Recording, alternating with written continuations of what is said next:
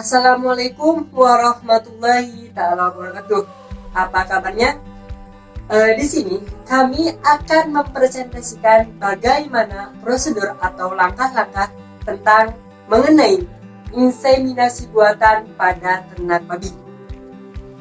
Presentasi ini untuk memenuhi tugas mata kuliah Manajemen Reproduksi dan IB Fakultas Peternakan Universitas Jenderal Sudirman. Oke, tentunya saya tidak sendiri dalam melakukan presentasi ini. Tentunya ada teman-teman saya yang akan membantu. Dan inilah dia, teman saya. Perkenalkan, nama saya Ratuliana Fauzia dengan NIM D0A018056 dari kelas A.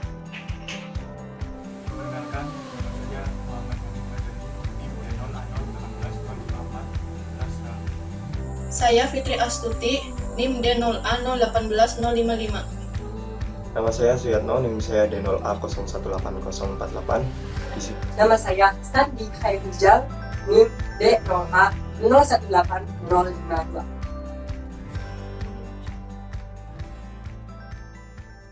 Ya, di sini saya akan menyampaikan dua materi. Yang pertama yaitu seleksi pejantan dan yang kedua yaitu penampungan semen.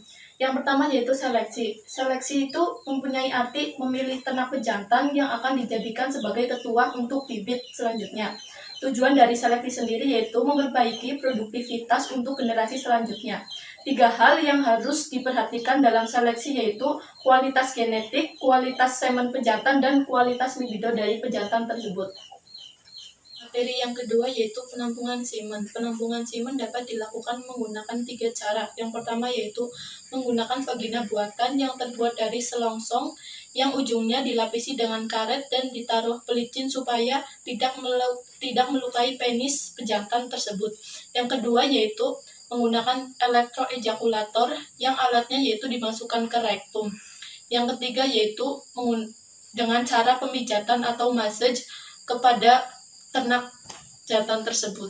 Saya akan menjelaskan tentang pemeriksaan serta perhitungan semen dari babi. Untuk pemeriksaan spermatozoa atau semen dari babi meliputi 2, ada pemeriksaan makroskopik dan juga mikroskopis. Untuk tahap makroskopis sendiri itu terdiri dari beberapa bagian, misalnya pengecekan volume menggunakan gelas ukur, pengecekan bau, pemeriksaan warna, pH, dan juga kekentalan. Yang kedua ada uji mikroskopis. Uji mikroskopis ini biasanya dilakukan di laboratorium untuk menunjang pemeriksaan kualitas semen. Biasanya hal-hal yang diuji dalam laboratorium atau uji mikroskopis ini umumnya menggunakan mikroskop ya. Yang pertama itu biasanya gerakan massa. Gerakan massa ini untuk mengetahui seberapa kemungkinan semen aktif atau hidup. Langkah-langkahnya antara lain tabung reaksi yang berisi semen digoyang-goyangkan sampai homogen. Kemudian semen diambil dengan batang gelas atau sendok gelas steril, dan ditaruh pada objek gelas. Kemudian dilakukan pengamatan pada mikroskop dengan pembesaran 10x10. Kemudian gerakan individu. Untuk pemeriksaan gerakan individu sama halnya dengan pemeriksaan gerakan massa, hanya beda pada pembesaran mikroskopnya, yakni 45x10 untuk mengamati gerakan tiap individu semen. Kemudian yang tak kalah penting lainnya dalam pengujian laboratorium adalah konsentrasi spermatozoa. Alat yang umum digunakan dalam pengecekan konsentrasi spermatozoa adalah hemositometer. Penggunaannya yakni semen digoyang-goyangkan sampai homogen. Semen dihisap sebanyak 0,00 mm dengan pipet hemositometer atau sampai skala setengah. Larutan NaCl 3% dihisap sampai skala 1,1, lalu ujung pipet ditutup dengan ibu jari dan jari tengah. Larutan dihomogenkan dengan cara diayun-ayunkan membentuk angka 8. Larutan dalam pipet dibuang 4-5 tetes. Selanjutnya diteteskan ke dalam gelas objek hemositometer tepat di tepi penutup gelas penutup sehingga larutan menyebar ke seluruh bagian. Untuk menghitungnya dapat menghitung bagian 4 sudut paling tepi dan juga 1 titik sudut di tengah. Kemudian uji laboratorium yang terakhir biasanya yakni spermatozoa hidup. Spermatozoa hidup ini dapat dihitung menggunakan metode pewarnaan. Pewarnaan yang dipakai adalah eosin negrosin sitrat dengan komposisi 0,1 gram eosin ditambah dengan setengah gram negrosin ditambah dengan 2,5 gram N-asitrat ditambah 100 ml Aquades. Tabung yang berisi semen segar digoyang-goyangkan dengan hati-hati sampai homogen. Semen diambil dengan batang steril dan ditaruh pada objek gelas. Kemudian ditambahkan 1 tetes zat warna, dihomogenkan dengan membuang ujung batang gelas pada campuran yang ada objek gelas. Setelah homogen, dibuat preparat ulas dengan cara semen diambil dengan batang gelas, ditaruh pada objek gelas, kemudian ambil 1 tetes campuran eosinokrosin, kemudian dibuat ulas. Perhitungan dilakukan di bawah mikroskop dengan pembesaran 10 kali 45. Spermatozoa yang mati dan yang tidak berwarna adalah spermatozoa hidup. Perhitungan dilakukan sampai 200 spermatozoa untuk menentukan persentase spermatozoa yang hidup. Materi yang keempat yaitu perhitungan. Misalkan kita memiliki volume semen babe 15 ml, konsentrasi 2 miliar, motilitas 80%, dan satu bleeding ini sama dengan 100 juta dalam 0,50 ml per straw. Yang ditanyakan yaitu straw yang disiapkan, 2 pengencer yang diperlukan. Cara menjawabnya yaitu pertama kita mencari straw yang diperlukan. Caranya kita mencari semen yang hidup sama dengan motilitas dikalikan konsentrasi dikalikan volume sama dengan 80% dikalikan 2 miliar dikali 15 sama dengan 24 miliar. Yang kedua kita mencari strawnya sama dengan semen hidup dibagi 1 BU sama dengan 24 miliar dibagi 100 juta sama dengan 240 straw. Yang kedua kita mencari pengencer, yaitu pertama kita mencari volume keseluruhan, yaitu sama dengan jumlah straw dikalikan volume dalam straw sama dengan 240 dikali 0,50 sama dengan 120 ml. Untuk volume yang dibutuhkan secara keseluruhan yaitu volume keseluruhan dikurangi volume semen sama dengan 120 dikurangi 15 sama dengan 105 ml. Pengenceran semen. Pengenceran semen menurut Anggorodi 1979 bertujuan untuk membesar volume, melindungi spermatozoa selama proses pendinginan dan memperpanjang masa hidup tanpa menghilangkan kesuburannya. Fungsi dari pengenceran menurut Tolliver 1993 yaitu adalah menyediakan makanan sebagai sumber energi bagi spermatozoa. 2. Melindungi spermatozoa terhadap cold shock. 3. Menyediakan suatu penyangga untuk menyangga perubahan pH akibat pembentukan asam laktat dari hasil metabolisme spermatozoa. Melakukan pengenceran semen, terlebih dahulu kita siapkan bahan pengencernya. Bahan-bahan pengencer untuk IB babi yaitu ada BTS, bed spill, thawing solution, dan ekstrak buah. Ekstrak buahnya adalah ada buah tomat, buah melon, dan buah pepaya. Pembuatan bahan pengencer BTS. Yang pertama yaitu air yang sudah disuling atau aqueous dimasukkan ke dalam gelas Erlenmeyer sebanyak 1000 ml dan BTS ditimbang menggunakan alat timbang banyak 50 gram. Yang kedua, BTS bersama air dimasukkan ke dalam gelas Erlenmeyer dan ditutupi dengan aluminium foil. Gelas Erlenmeyer yang sudah diisi dengan BTS dan aqueous digoyang-goyang secara perlahan hingga merata. Setelah homogen, cairan tersebut dimasukkan ke dalam wadah. Termometer dimasukkan ke dalam gelas Erlenmeyer yang berisi larutan BTS selama 10-15 menit hingga mencapai suhu 30 derajat Celcius. Bahan pengencer yang kedua adalah buah tomat.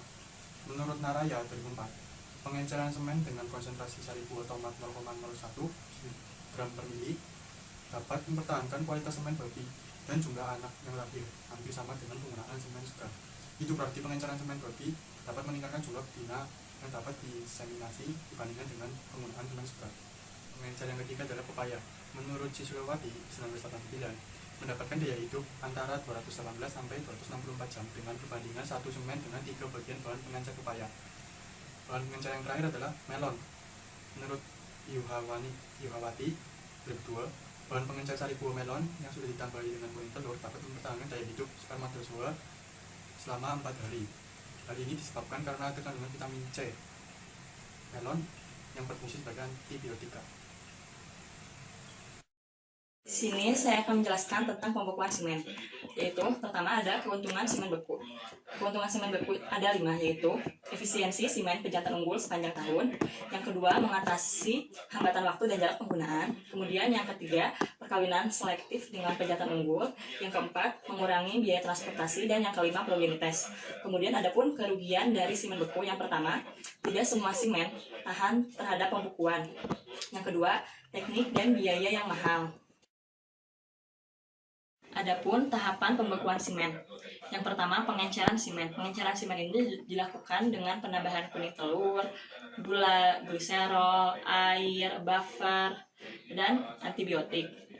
Kemudian yang kedua ada pendinginan semen. Dilakukan dengan suhu 4 derajat Celcius selama 2-4 jam. Setelah pendinginan semen, adapun pengepakan dengan mini straw. Kemudian yang ketiga ada pre-freezing semen. Dilakukan dengan suhu minus 140 derajat Celcius dengan menggunakan uap nitrogen cair. Kemudian yang keempat ada freezing semen dengan suhu minus 196 derajat Celcius dengan menggunakan nitrogen cair. Kemudian yang kelima ada penyimpanan semen dalam kontainer nitrogen cair. Yang keenam ada thawing semen dengan suhu 37 derajat Celcius selama 30-60 detik. Selanjutnya ada pemakaian semen.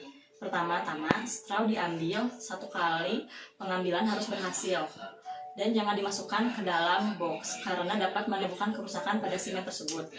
Kemudian dimasukkan ke dalam air dengan suhu 37 derajat Celcius selama 30-60 detik dan kemudian dimasukkan ke dalam gun. Setelah itu dimasukkan ke dalam saluran reproduksi betina. Di sini saya akan mempresentasikan tentang hasil penelitian Mandai dan kawan-kawan tahun 2018 tentang upaya pengembangan populasi ternak babi melalui teknik inseminasi buatan di Provinsi Sulawesi Utara dalam jurnal Zootech volume 38 nomor 1 halaman 169-182. Yang digunakan pada penelitian ini yaitu semen babi pejantan Landes, Yorkshire, dan Duroc dikawinkan dengan induk betina bangsa sama melalui inseminasi buatan. Data 345 anak dari 33 induk betina digunakan dalam penelitian ini. Jumlah litter shake anak dihasilkan seekor pejantan pada induk betina yang sama melalui kawin alam hanya mencapai rata-rata 21 ekor per tahunnya. Sedangkan jumlah litter shake anak dihasilkan seekor pejantan pada induk betina sama melalui kawin IB mencapai 225 ekor per tahun. Keberhasilan pelaksanaan inseminasi buatan pada ternak sangat tergantung dari kualitas dan kuantitas semen yang digunakan. Pada penelitian ini menggunakan beberapa poin. 1. Service per conception. Rataan angka service per conception atau S per C. Angka S per C dalam penelitian ini adalah 1,12. Hal ini menunjukkan bahwa untuk mendapatkan kebuntingan untuk 100 ekor induk babi dibutuhkan pelayanan inseminasi buatan sebanyak 112 straw semen pejantan. Yang kedua adalah farrowing rate. Rataan angka untuk farrowing rate adalah 10,36. Angka ini menunjukkan bahwa pada setiap induk bunting pertama setelah dilakukan kawin IB dapat menghasilkan kisaran jumlah anak litter shake sebanyak 10-11 anak. Yang ketiga adalah efisiensi service IB atau ESIB. Variabel ESIB diamati pada induk babi betina yang melibatkan data tentang jumlah anak litter shake pada suatu induk. Variabel ESIB dalam kajian ini dihitung dari rasio jumlah anak litter shake dengan jumlah induk betina yang dilayani dengan perkawinan IB atau jumlah litter shake per kelahiran dibagi jumlah pelayanan IB. Angka variabel ESIB terhadap 33 ekor babi betina dalam penelitian adalah 9,77 simpang baku 2,37. Koefisien keragaman angka adalah 24,26%. Yang menunjukkan bahwa keragaman variabel ESIB ini lebih tinggi dari 15%. Sehingga dapat dikategorikan sangat tinggi. Yang keempat adalah farrowing index atau F index. Farrowing index adalah jumlah frekuensi beranak seekor induk babi betina dalam periode 365 hari atau selama 1 tahun. Hasil pengamatan terhadap 33 ekor induk babi betina yang dikawinkan melalui IB diperoleh angka rata-rata F indeks sebesar 2,28 simpang baku 0,086. Koefisien keragaman F indeks ini adalah 3,77%. Yang menunjukkan bahwa keragaman following interval ini lebih rendah dari 5%, sehingga dapat dikategorikan sangat rendah. Koefisien keragaman rendah ini memberi arti bahwa tidak banyak induk babi betina yang memiliki F indeks menyimpang, jauh dari rata-rata F indeks yang ada.